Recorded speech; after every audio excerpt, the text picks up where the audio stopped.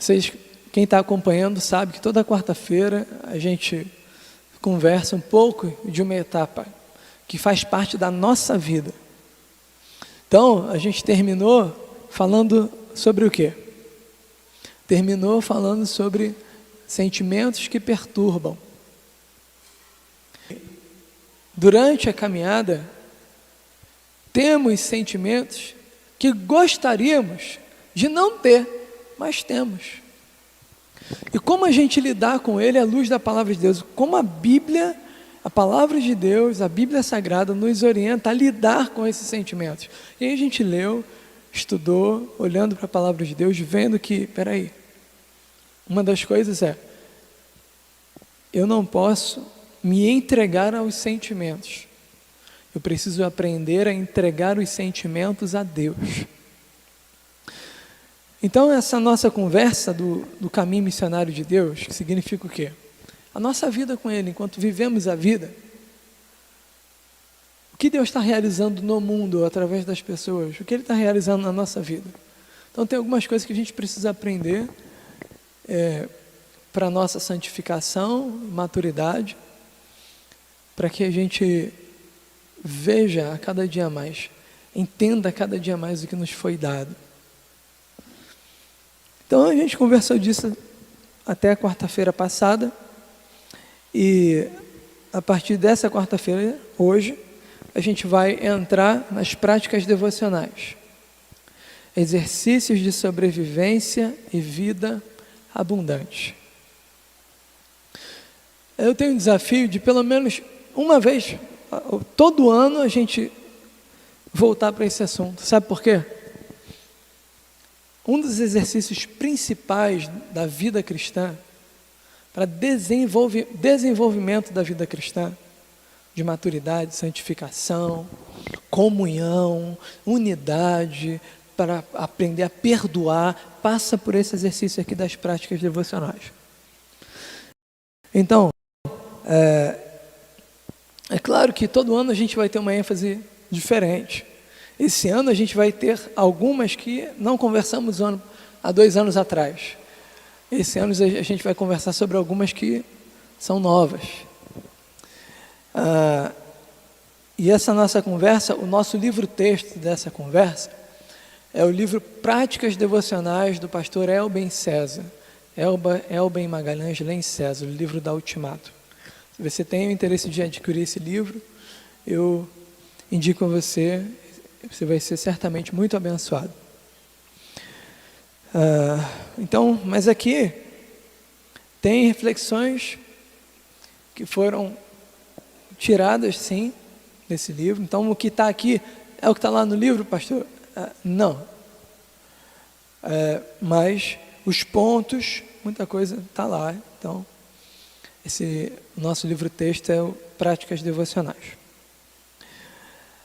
E o último motivo aí para você entender, para a nossa introdução, é que vivemos dias onde está todo mundo com nervo à flor da pele. Todo mundo está vendo o que está acontecendo. Tem muita gente indignada, tem muita gente que está irada, que não sabe o que fazer, fica, meu Deus, como é que pode? Vamos... Então, cada pessoa reage de uma maneira ao que está acontecendo nos dias de hoje. Primeira coisa é que o que está acontecendo hoje não tem nada de novo. A Bíblia, a palavra de Deus, já relatava sobre o que está acontecendo hoje. Então, significa o quê? Que devemos, em meio a tudo que está acontecendo, saber que Deus é soberano, e isso faz parte. Não quero dizer com isso que a gente deva aceitar tudo passivamente, não exercer o nosso direito de cidadão, não estou falando nada disso.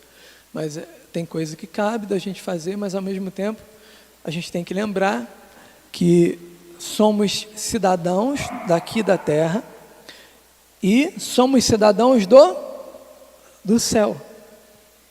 Então nós temos dupla cidadania. Então a gente precisa recordar isso à nossa mente, ao nosso coração. Nós temos dupla cidadania. Então, como cidadãos aqui, sim, a gente precisa agir, precisa, como os profetas, denunciar, colocar. Sim, precisa. Mas também, como cidadãos do céu, viver de acordo. Buscar na fonte o nosso alimento. Porque senão a gente não aguenta isso aqui. A gente sucumbe. Então, as práticas devocionais, o nome já diz aí, exercícios de sobrevivência e vida abundante. Então, ele vai nos levar para estar junto à fonte. Então, tem gente tentando combater esses dias de várias formas. Tem que lembrar que tudo isso que está acontecendo tem também a questão espiritual. Então, a gente precisa combater a tudo isso que está acontecendo com as armas certas. A gente precisa colocar o machado na raiz. Como é que a gente faz isso?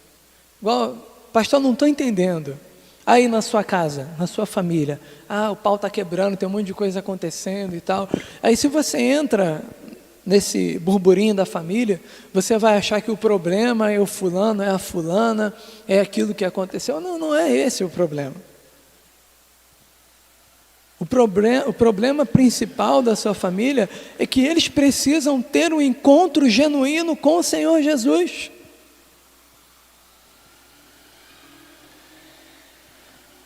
Primeiramente, a questão espiritual. Então, se você arruma uma coisa e outra, depois vão acontecer outras. Enfim. Então, a gente tem que estar atento, como servos de Deus, para lutar com as armas de Deus, que Deus nos deu. Essas são as armas mais poderosas do planeta. Juntando também, é claro, com as armas de Efésios 6. Então, é nesse sentido que a gente vai entrar nesse estudo. Com isso, eu quero ajudar você a canalizar na direção certa os seus sentimentos, as suas emoções, as suas frustrações, o que você tem passado, o que você tem aprendido. É esse o objetivo. Pastor, isso veio da cabeça do Senhor? Não. No livro dos Salmos, a gente vai olhar bastante ele. No livro dos Salmos, a gente pode perceber que o salmista, às vezes ele começa desabafando e ele fala: tem alguém aí? O Senhor está me ouvindo? Olha que ousadia, hein? Com Deus. Mas é porque ele está passando por um momento difícil. E quando ele termina o salmo, a cabeça dele, quando ele termina ali a sua oração, o seu cântico, parece que a cabeça já voltou para o lugar. Das minhas lidas dos salmos, o que eu fiquei sempre maravilhado é que os salmistas, né, sempre aprenderam a canalizar tudo que estava aqui, na alma, canalizar para Deus. Quando fala Deus, eu sei que tem gente que está ouvindo e acha que Deus, assim, é brincadeira, ou Ele não está ouvindo, ou é uma coisa da nossa cabeça. Não. A gente vê na palavra de Deus a realidade dessa dependência de Deus, dessa presença de Deus. Quer ver um exemplo? Quando alguém chega e diz assim, geralmente é início de algum culto, eu já ouvi, graças a Deus, na igreja, tem muito tempo que eu não vejo, tem muitos anos. Mas, a Deus, nós pedimos que o Senhor venha estar na nossa presença. Não entendi. Quer dizer que você estava andando antes sem a presença de Deus? Como é que é isso? Não estou entendendo. A gente não precisa pedir a presença de Deus. Ele já prometeu, e eis que estou convosco todos os dias, até a consumação do século. Pronto. Você pode não estar percebendo a presença de Deus, mas Ele está. Ele prometeu que está.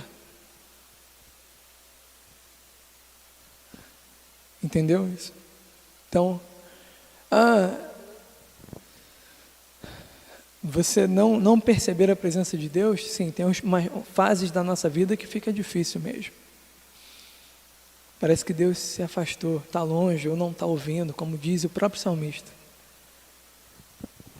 Mas, para nós, agora vivendo o Novo Testamento, Ele está presente. Então isso aqui é maravilhoso, que durante a nossa vida, durante o nosso dia a dia, em nenhum momento eu preciso pedir a presença de Deus. Ele está. Eu vivo na presença dEle. Eu vivo com a dependência dEle, de falar com Ele, de comunicar a Ele o que está no meu coração, na minha mente, na minha alma. Eu não tenho como viver sem isso. Viver sem isso é como se me tirassem da tomada. Tirou da tomada, acabou. Você vai viver igual aos outros aí. Como é igual aos outros, pastor? Efésios capítulo 2. Vivendo segundo as suas vontades, desejos e pensamentos, entregues a ela. Bom, então vamos lá. Exercícios de sobrevivência e vida abundante. É possível, pastor, isso em meio a tudo que a gente está vivendo? É possível. É possível. Não estou falando isso, não é de forma egoísta não, viu? É para a gente manter a nossa saúde espiritual, mental, emocional. Em meio a tudo isso, a gente precisa estar bem. Até mesmo para encarar o vírus. Porque se a gente pega o vírus e a gente está bem, vou repetir, espiritualmente, emocionalmente. Se a gente está bem, nosso corpo reage bem ao vírus. Qualquer vírus, inclusive é câncer também. Qualquer vírus. Tem que falar assim, porque hoje parece que só existe um vírus no mundo. Então existem vários. Então é importantíssimo a gente cuidar da nossa saúde, principalmente espiritual, para a gente encarar bem esses dias. Independente das circunstâncias, para a gente estar bem, para a gente ter serenidade, para a gente ter a capacidade de pensar, sabedoria de responder, de agir, de reagir. E principalmente, desfrutar mais dessa nova vida, sem viver a vida se deixando manipular por mídias ou pelos outros, para você ser protagonista da sua vida, pegar o boi pelo chifre. Então isso é muito importante. Estou falando assim, é claro que eu estou aprendendo todo dia. Cada dia que eu aprendo, eu sei que eu tenho mais um montão para aprender. Mas a gente vai dando um passo de cada vez. Pode passar aí, Tiago, por favor. Então vou aqui primeiro apresentar para você o que é a prática devocional. Espero que você não seja um aluno que participou há 2 anos atrás e não colocou nada em prática. Não faça isso. Mas se fez, Deus já te perdoou. Vamos aproveitar agora a oportunidade para recomeçar. Primeiro aí, ó, o apelo dramático de Paulo. Não desperdice seu tempo discutindo ideias tolas, nem mitos e lendas absurdas. Gaste seu tempo e sua energia na prática de conservar-se espiritualmente apto.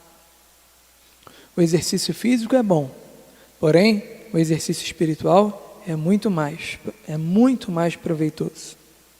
Portanto, exercite-se espiritualmente, porque isso ajudará não só agora nesta vida, mas também na vida futura.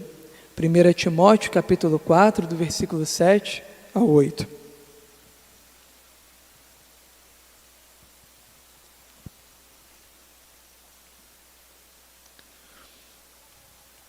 Bom, primeiro, isso é um apelo de Paulo.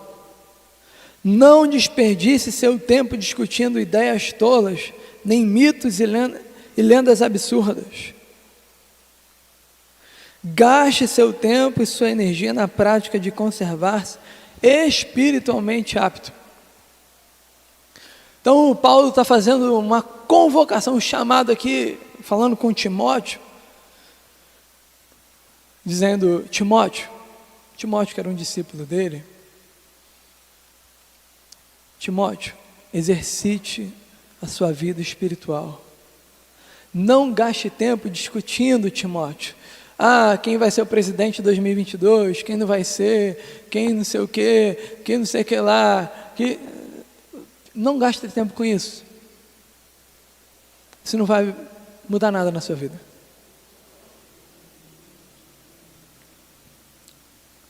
Não estou dizendo que a gente deva se alienar. Isso não. Mas não gaste tempo com isso. Dê prioridade, Timóteo, de exercitar o espírito,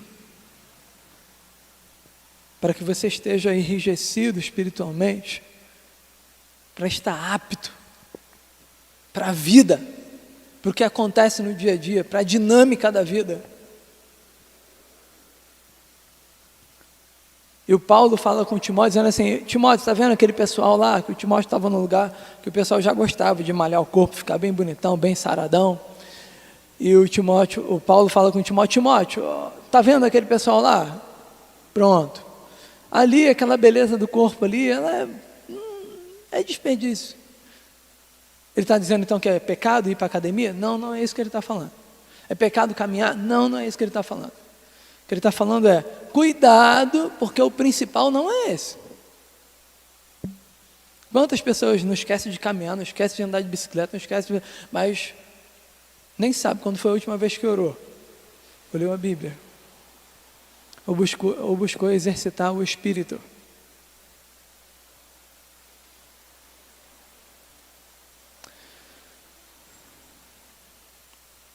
Então faça assim essas coisas. Mas, o que é mais proveitoso para você, Timóteo? Cuide. Exercite-se espiritualmente, porque isso ajudará, não só agora, nesta vida, mas também na vida futura. Próximo.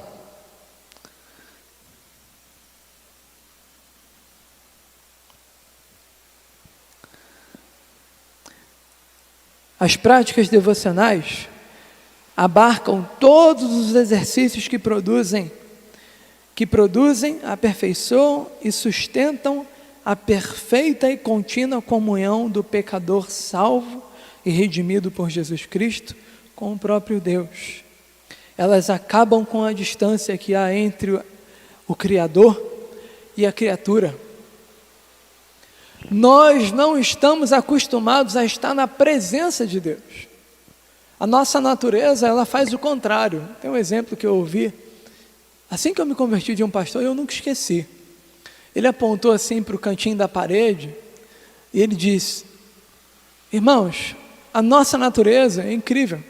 Você já percebeu que a planta, quando ela cresce, ela sempre vai na direção do sol, não é? Da luz, ela sempre busca a luz. E o ser humano não. Se nós fôssemos uma planta, sempre ia buscar a escuridão. as trevas, o se afastar de Deus. Está lembrando do Adão que a gente conversou, está conversando nos domingos? Então, Adão se escondeu de Deus, mentiu para Deus. Então, essa é a nossa natureza. E a gente tem que lutar para ir agora, diante dessa nova natureza que nos foi dada, dessa nova vida, de lutar para que a gente seja aperfeiçoado, cresçamos em santificação, em amadurecimento. Então isso não é fácil, precisa de ter perseverança.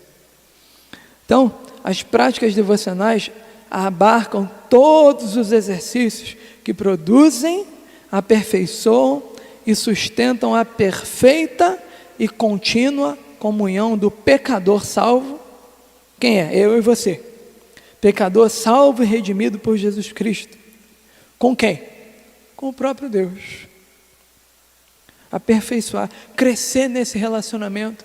O diácono Danilo falou aqui, você vê, com marido e mulher a gente precisa crescer, se aperfeiçoar nesse relacionamento, porque são duas pessoas diferentes.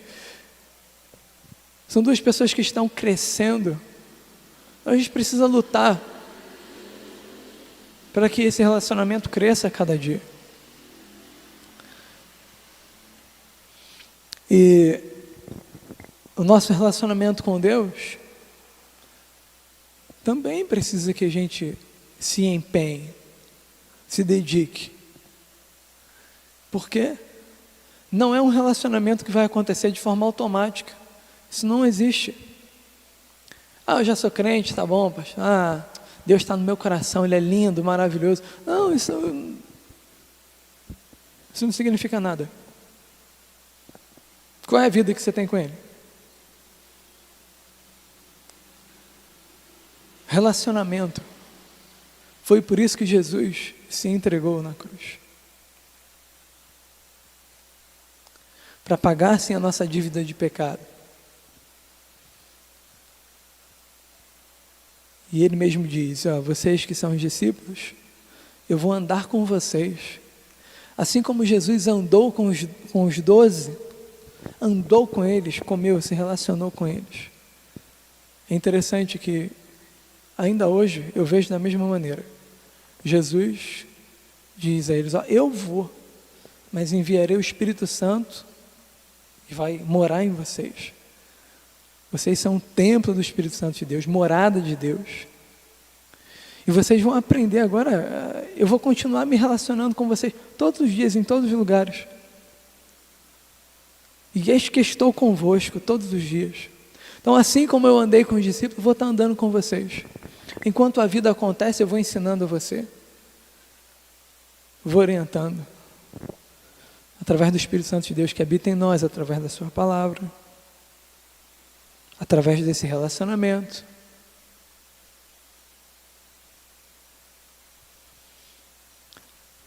Amém?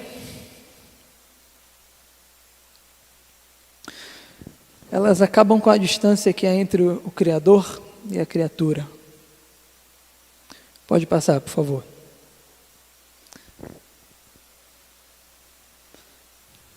Ainda aí, no apelo dramático de Paulo. Não passou?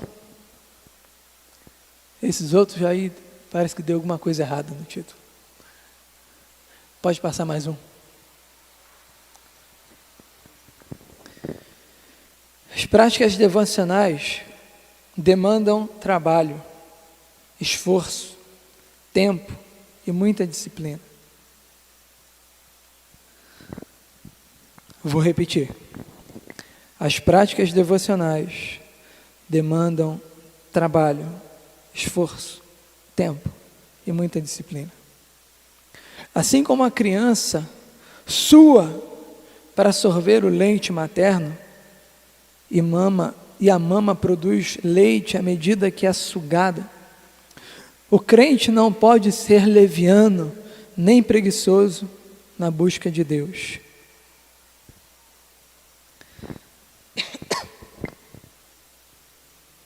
Eita, Covid.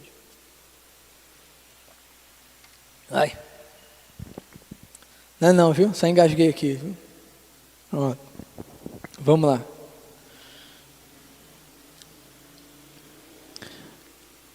As práticas devocionais demandam trabalho, esforço, tempo e muita disciplina. Ele dá um exemplo, quem já teve filho aí sabe. Viu a criança, quando ela vai pegar no peito da mãe, você vê, ela fica toda suada, porque ela faz um esforço tremendo para sugar o leite da mãe, e quanto mais ela suga, mais a mama produz o que ela precisa de alimento para ela, para o corpo dela, para a vida dela. O que é incrível é que geralmente uma criança tem como único alimento o leite da mãe, né? Então, o exemplo que é dado, o crente não pode ser leviano nem preguiçoso na busca de Deus. Ele é a fonte do nosso alimento. E assim como uma criança, além da gente precisar suar, a gente precisa desse alimento. A nossa vida depende disso. Talvez você diga assim, pastor, mas eu estou vivendo muito bem, obrigado. Não, tudo bem, se você quer viver igual a sua família, seus antepassados viveram, muitos deles, vai lá. A gente já viu que não deu certo.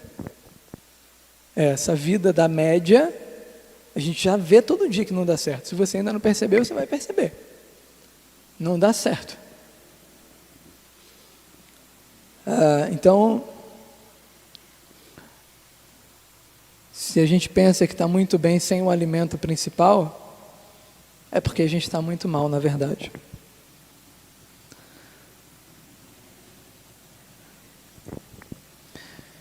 Pode passar, Tiago, por favor. As práticas devocionais nos levam obrigatoriamente para junto das águas. E o resto é consequência natural dessa proximidade. O teimoso e contínuo sucesso de José, mesmo em circunstâncias complicadas, deve-se ao fato que ele era um ramo frutífero junto à fonte. Gênesis capítulo 49, versículo 22. A pessoa que confia no Senhor e cuja esperança é o Senhor, é como árvore plantada junto às águas. Aqui a gente vai terminar hoje.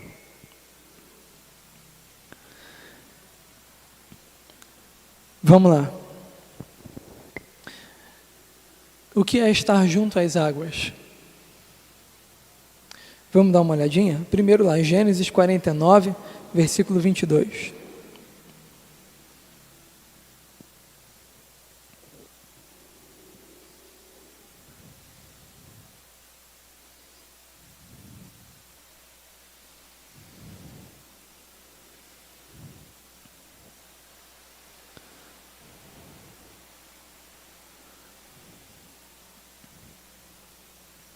Gênesis 49, versículo 22, diz assim a palavra do Senhor: José é uma árvore frutífera à beira de uma fonte, cujos galhos passam por cima do muro.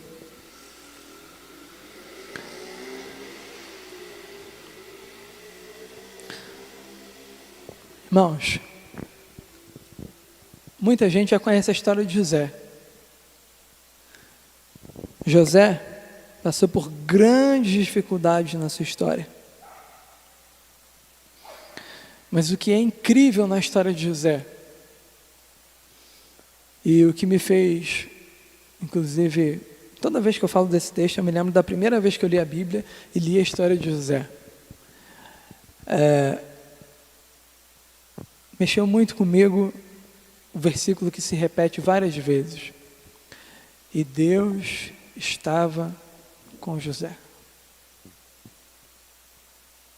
José está preso, os irmãos dele venderam ele como escravo, fizeram um monte de coisa horrível com ele, ele sofreu pra caramba. Então ele foi traído pelos irmãos, e diz a palavra, e Deus estava com José. Ele foi levado escravo, e Deus estava com José.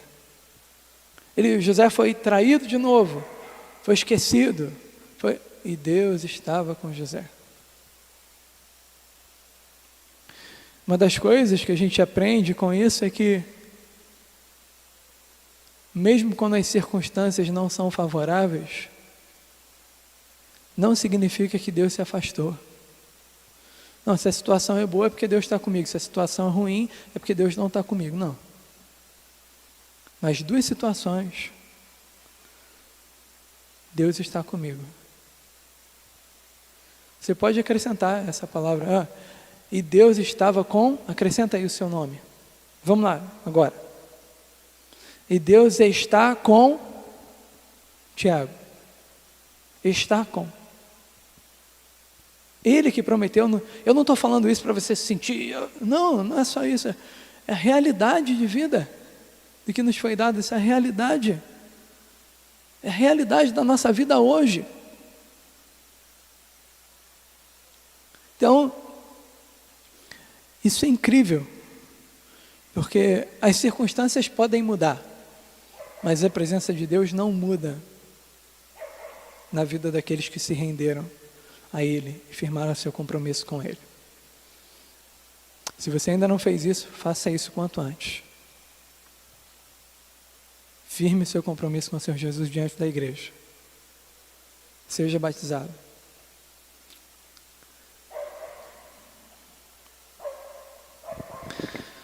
E por último,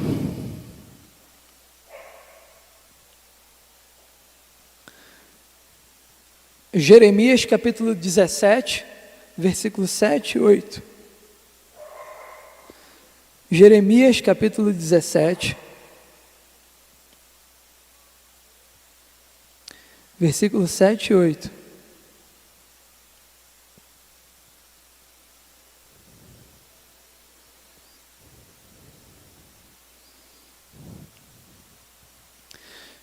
Se você tem o costume de marcar a sua Bíblia, marca aí esse versículozinho, viu?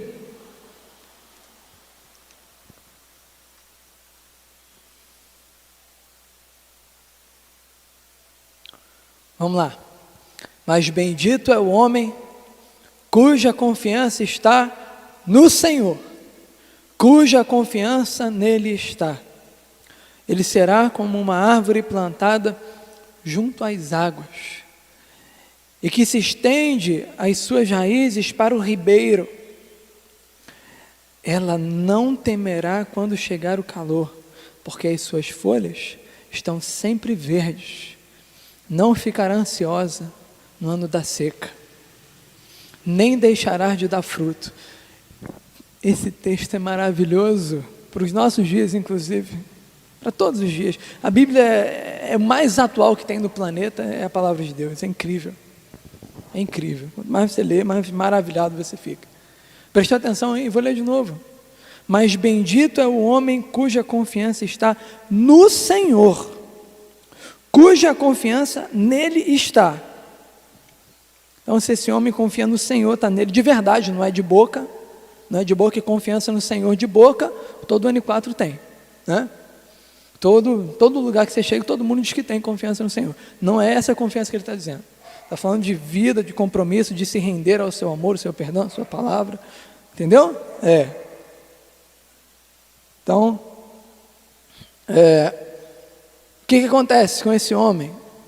Com essa mulher? Ele será como uma árvore plantada junto às águas, e que estende as suas raízes para o ribeiro. Ela não temerá quando chegar o calor, porque as suas folhas estão sempre verdes. Não ficará ansiosa no ano da seca, nem deixará de dar fruto. Em outras palavras, esse homem que confia no Senhor, e a sua confiança está no Senhor e não nas circunstâncias. Porque o tempo está difícil, porque isso está assim, está assado, está cozido, está frito. Não, o homem que tem a confiança no Senhor, independente das circunstâncias, assim como José, foi vendido, traído pelos irmãos, o Senhor está com José. Aconteceu isso, está escravo, está difícil. E o Senhor está, e o José dava testemunho, e o José deixava claro onde estava o seu coração, a quem ele servia, e onde ele chegava, ele mostrava a vida dele era diferente.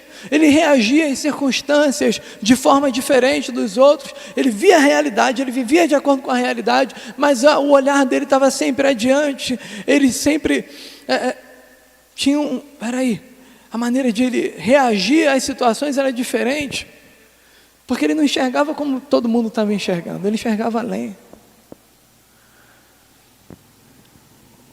É disso que ele está falando, o pessoal, esse cara que confia no Senhor, confiança nele está, é como uma árvore plantada junto à fonte, junto ao ribeiro. Imagina, você está junto à fonte de água, junto ao ribeiro, você vai temer o quê? Se você é uma árvore que tem as suas raízes, que chegaram ali perto do ribeiro, da fonte de água, você vai se preocupar com o calor? Você vai se preocupar com o tempo da seca? Você vai se preocupar com as circunstâncias? Não! Por quê? Você sabe, por isso que é o exemplo de uma árvore, de uma planta, que todos os ciclos de uma planta têm a sua importância. Todas as estações do ano têm a sua importância.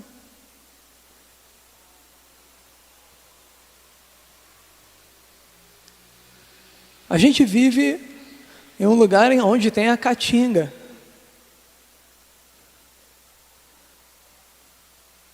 É incrível, né? Porque mesmo em tempo de seca, ela continua viva.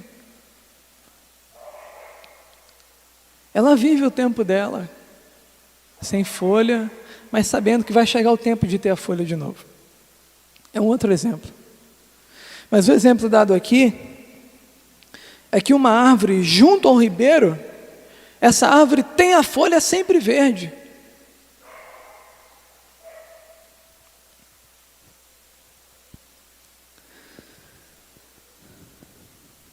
Porque as suas folhas estão sempre verdes. Não ficará ansiosa no ano da seca, nem deixará de dar fruto. Então essa árvore tem a folha sempre verde, essa árvore dá fruto no tempo certo, e mesmo no tempo que não está dando fruto, ela está se desenvolvendo para o momento em que vai dar o fruto.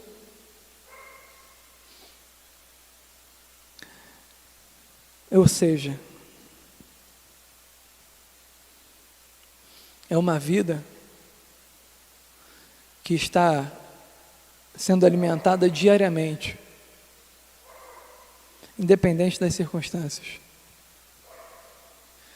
É uma vida que sabe de onde vem o alimento, o principal alimento.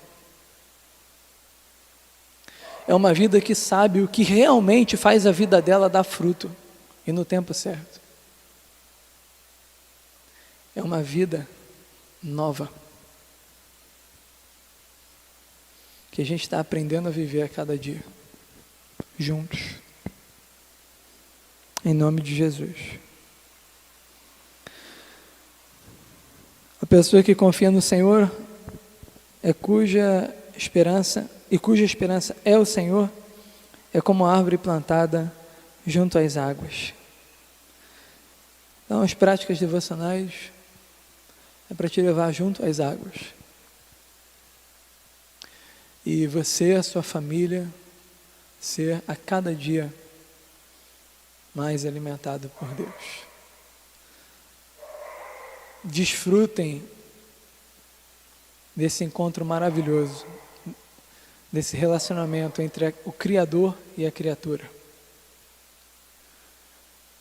Que Deus abençoe você, a sua família, e que a gente possa crescer muito nisso, juntos. Eu estou falando aqui, não é porque eu também estou aprendendo, todo dia. Todo dia. E que a gente possa ser bênção. Porque quanto mais a gente está sendo alimentado por Deus, mais a gente também pode alimentar outros. Não só com a palavra, mas com a vida também. Vamos orar? Vamos colocar de pé para a gente estar orando, você que está aí na sua casa.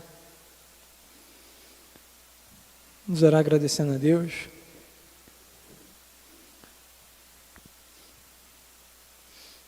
Lembre de compartilhar. É difícil que a gente está vivendo. Tem muita gente que está precisando, às vezes, só de um telefonema seu. E se nesse telefonema você perceber que essa pessoa precisa de ajuda e você não tem como ajudar, você entra em contato com a sua igreja. A gente vai dar um jeito, em nome de Jesus. Seja com alimento, com remédio, espiritualmente.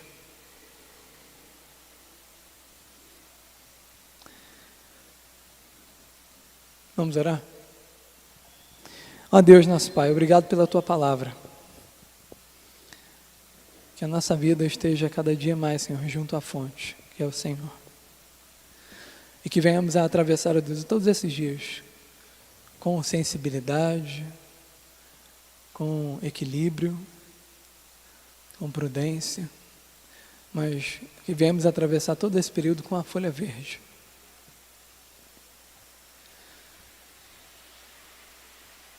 Alimentados pelo Senhor. Em nome de Jesus, ó Deus, que nós oramos, pedindo que o Senhor abençoe aqui cada lar representado, cada família. Ó Deus, aqueles que vão ver futuramente esses vídeos, abençoe, Deus, abundantemente a vida desse Teu amado. Em nome de Jesus que oramos agradecidos a Deus. Amém. Glória a Deus. Boa noite, fiquem na paz.